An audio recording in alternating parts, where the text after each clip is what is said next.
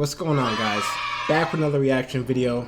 This time we are going to watch The Last of Us Part 2 trailer, Inside the Story. It's supposed to be a behind the scenes type trailer that gives us a more in-depth look at the story, which is a big controversy right now. They actually have comments. The thing is, the funny thing about this trailer is they have comments enabled for this video. They started to disable comments for their last couple trailers and videos because people were trolling and disliking them so much. But we're going to get into it and find out what's behind the scenes, what's inside the story. Let's go.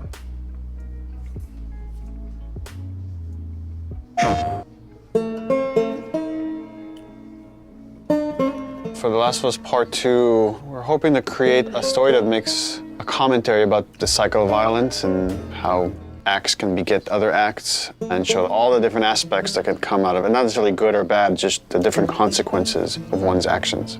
I'm gonna find, and I'm gonna kill every last one of them.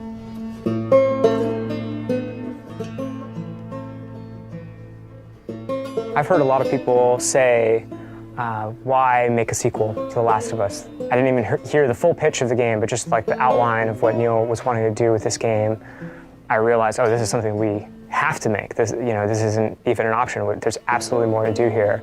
There's always the fear that, when you made something great and you're going to go back to it, you're going to mess it up. You're going to mess what made it so special. The test for us was like, can we come up with a story that could, one, stand on its own and be meaningful and have weight? The same kind of feeling we had when we came up on the story for the first one.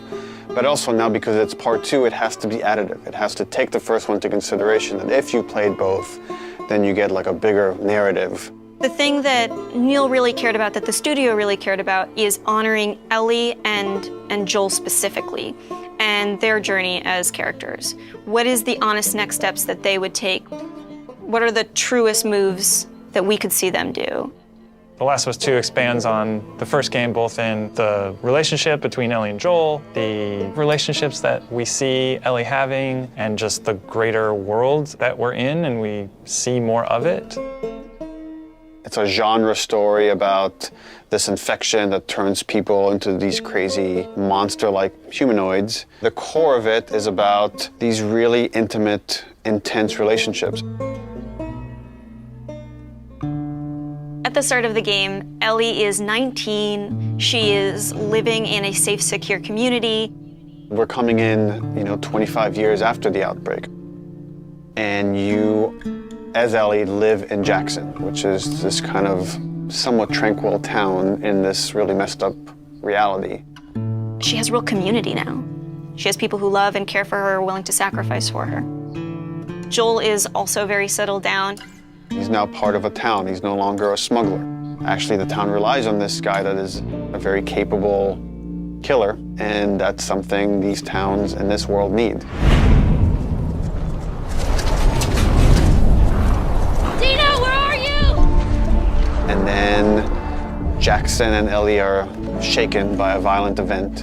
It really changes Ellie's day-to-day life, and now just living is no longer enough. Like, there's these people that have wronged her, and she wants retribution. And you as a player are gonna want retribution for what these people have done.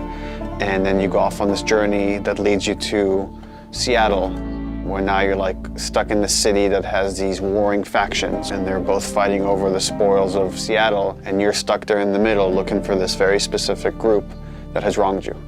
And that's the concept of the story. And then it takes you on all sorts of twists and turns in Naughty Dog fashion.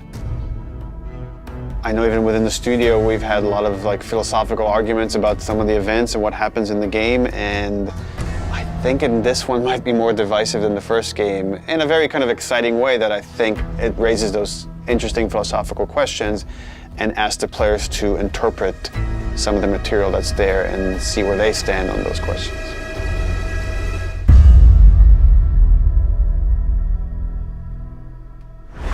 PlayStation.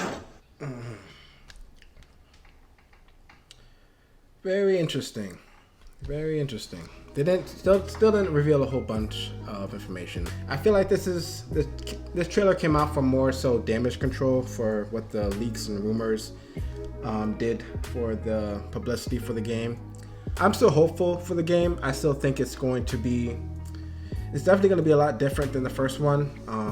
But I do want it to be a surprise. I do still want the game to be a surprise when I play it. I want them to shock me in some type of way, but in a good way, right? So we shall figure it out. It'll come out soon. I think next month, yes, in June, I believe. But until then, please, please, please subscribe, comment below, like the video, and I'll see you all in my next video. Peace!